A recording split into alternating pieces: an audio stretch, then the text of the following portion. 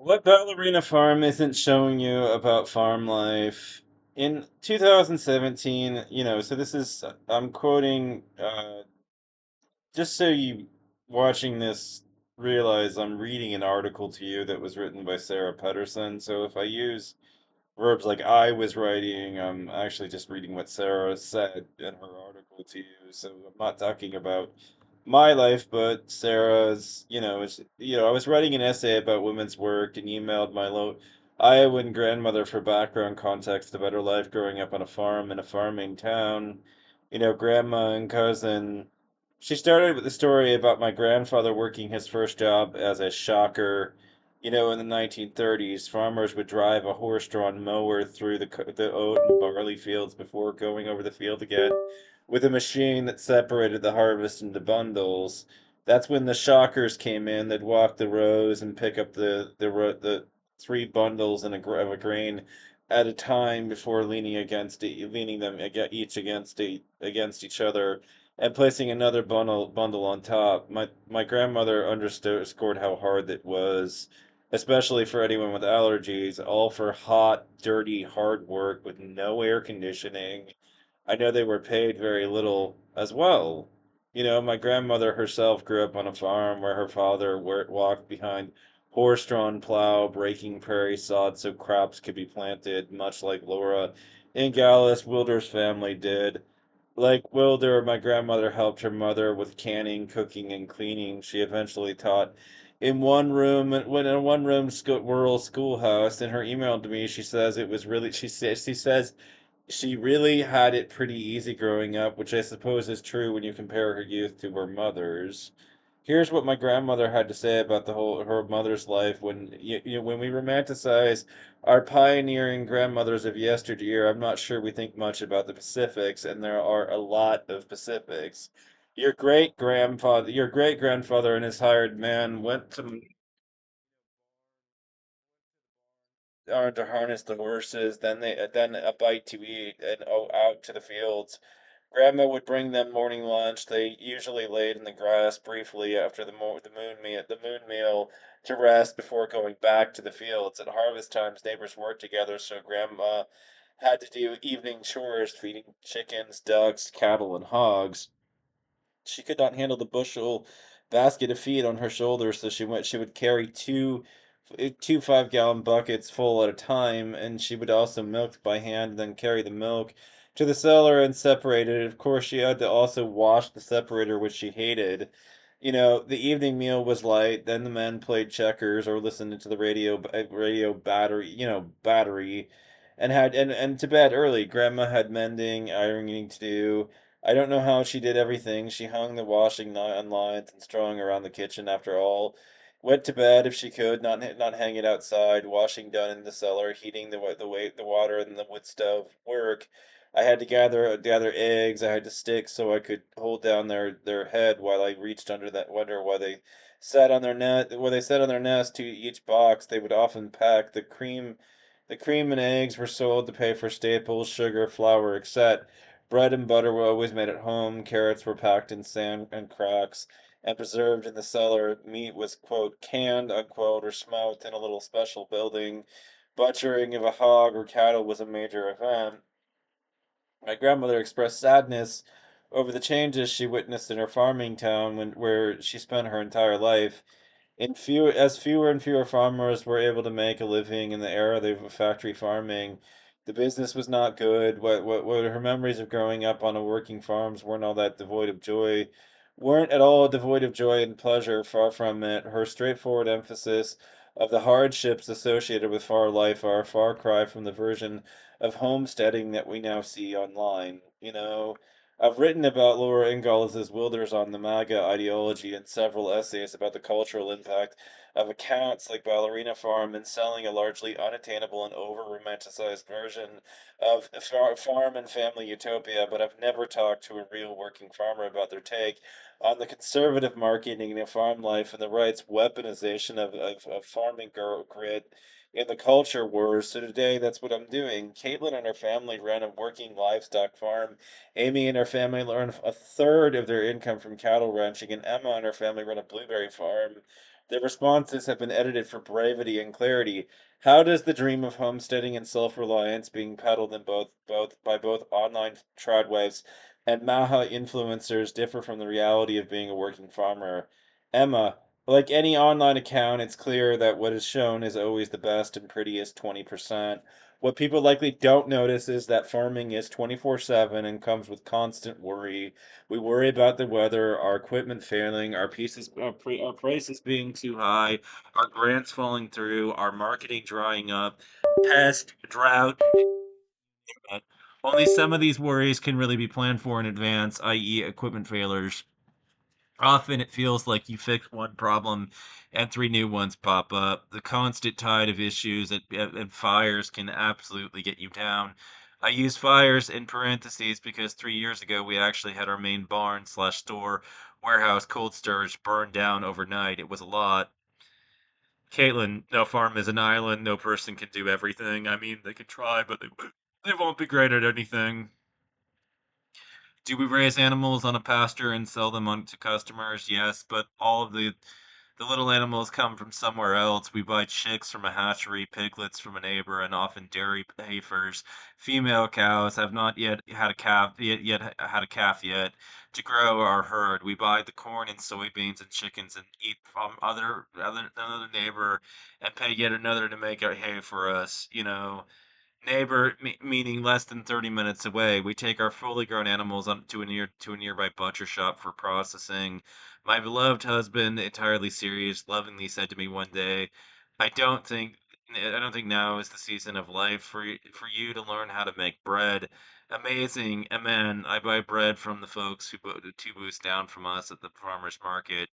Amy, they don't show the hard shit. They don't often show the hard shit, losing animals, losing sleep, the time it takes living rural realities.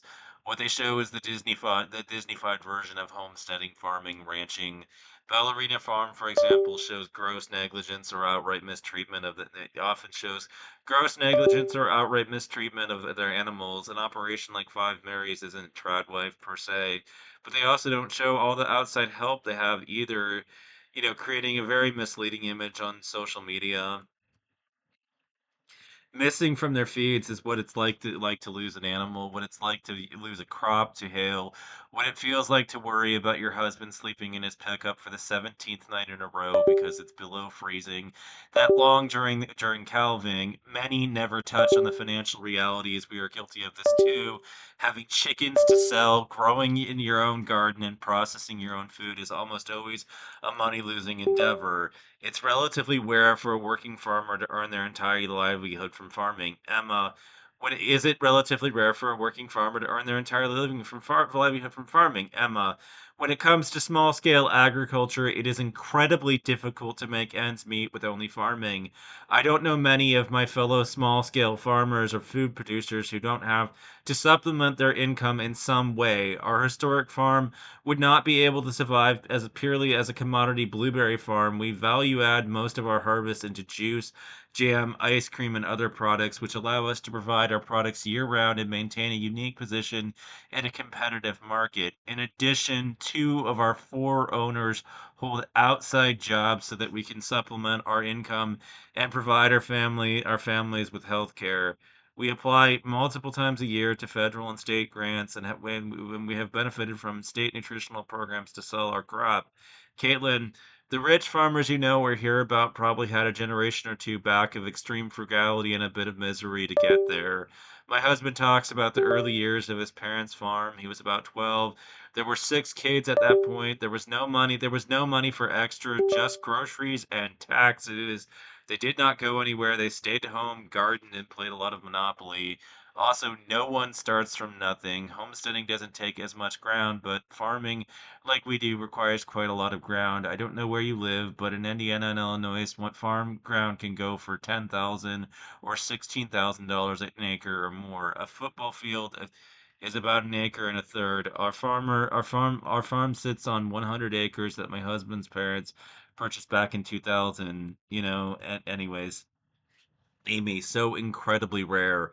Each farm influ e- e- each ev- Even farm and ranch influencers who are big enough and earning money from influencing are and not just farm receipts. I do I do want to put some nuance into this and distinguish between house income and individual income. Farmers and ranchers make up 2% of the US population. Of those, I estimated 96% of households had some form of off-farm income. In 2030, 2023, according to the American Farm Bureau Federation, an individual farmer could probably make their entire living from the farm exclusively. When you start adding a spouse and kids, it becomes exponentially more complicated. In these households, it's very often the wife who has the off-farm job. The role of health insurance in these statistics cannot be overstated. Year-round income stabilization and health insurance are the driving factors for many off-farm jobs, So what do you think of the nostalgia for pioneering and growing one's own food it says about cultural anxieties? Emma, food touches so many aspects of our lives, whether it be our health, relationships, cultural, and financial lives. Everybody must eat. Food brings us together, and it can highlight our disparities. I believe that as a community, we feel powerless and unsafe in our world, and regaining control of our food is an intuitive way to gain a sense of control in our lives. Additionally, I think growing your own food is deeply rewarding, which is in stark contrast to the hollowness of the digital world that surrounds us and the grind of modern daily life. Making something or growing something in a world that is built around selling everything to you is an act of rebelling that feels satisfying. Amy, the new nostalgia for homesteading and growing your own food signals to me that both the breakdown in the trust behind our food systems and how fed up people are with the commoditization and corporatization of everyday life. Rural living, raising crops and livestock, it is a slowish way of life, and it can make it easier to reconnect with your family. These reasons, our deep abiding love of cattle in rural areas, are quite honestly those are the most of the reasons why we do it. Everything is commodified, but if you do something for yourself, it's at the very least partly stepping out of that rat race. So many of us who want more meaning in our lives with more time for our families, this can be so hard to achieve with a corporate 9 to 5. Caitlin, on one hand, I would love it if everyone would put down their fucking phones and went outside and grew a little garden. I think the mental health of the average citizen would greatly benefit. However, many folks just do not know how hard the pioneers had it and how much physical effort it takes. There may be a connection there in how people would have such a little understanding of other people's experience. Even I don't know about all the subsidies and government grants of the past and present that allow industrialization of ag to get where it is today. Of our producers, our products are expensive. Ground sausage is $9 a pound. Ground beef is $10 a pound. Half a gallon of milk for pets is $7. But we aren't millionaires. The products cost that because that's how much it costs to produce and make a profit. Foods at the grocery store are less expensive because you don't realize how much of your tax dollars are helping it be so. Anyways, so what do you want the millions of people consuming this nostalgic farming content to know about real farmers in our lives? Sometimes it seems as though influencers with the Harmy Farms almost cosplay working farmer as a way to prove something about themselves, their motherhood, and their work ethic. Caitlin, where's the poop, Hannah? Even an ideal farming situation like ours, there's poop. My husband walks in through the door, strips, puts his dirty farm clothes in a hamper right by the door, and puts his home clothes walking into the living room. This year is also a bad year for ticks, so we've had to pull quite a few of those off of ourselves and our children already this spring. The outside is lovely, but it's also teeming with life, which is how it's supposed to be. But some of the outside is kind of gross, actually, and I would like to wash it off. And again, I haven't seen some tons of content, but I'm guessing no one talks about the relentlessness of it. Don't get me wrong, I do want this lifestyle for a family, but it's very different from what my life as an engineer was like, or what my friends' marriages with 9 to 5s looked like. Emma, real farming is often propped up by privilege. Owning and running your own company is something few people get to do, and we recognize how lucky we are to do a job we love in these hard financial times. I'd also like to recognize that many of these farms would cease to exist without the dedicated farm workers willing to work long hours in difficult conditions. My family and I are fortunate to work with our longtime staff and spend our time working collaboratively with these people. It seems to me that many influencers frame their content through the lens of the individual. It all points to an idea that this is in some way self-made. To me, that is not only a lie, but leaves out the very best part of farming. It's about the people.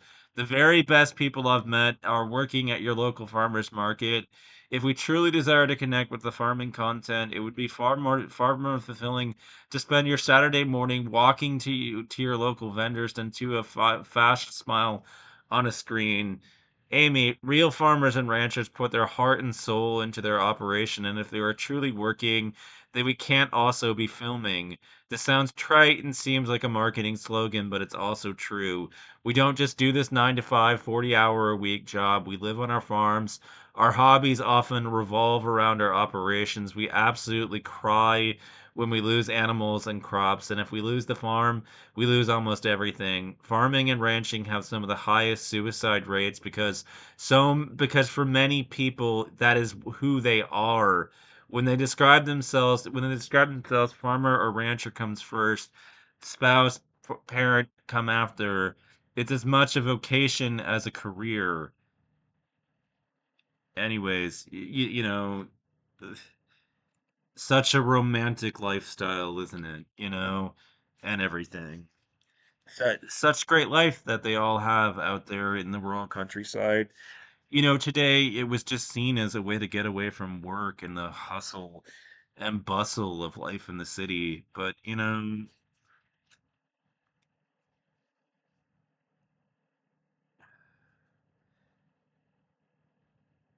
we talk about this and everything, but your hobbies and your interest and all that stuff have to revolve around the farm and everything. You can't read a book, you can't have interest, you can't go to the goth club, you can't do anything that's actually interesting out there because you gotta spend all your time. It's a 24/7 job, just like being a mom, and everything. And the internet is glamorizing it and everything. This very shitty life, this un talking about it as if it's great. I could not disagree more.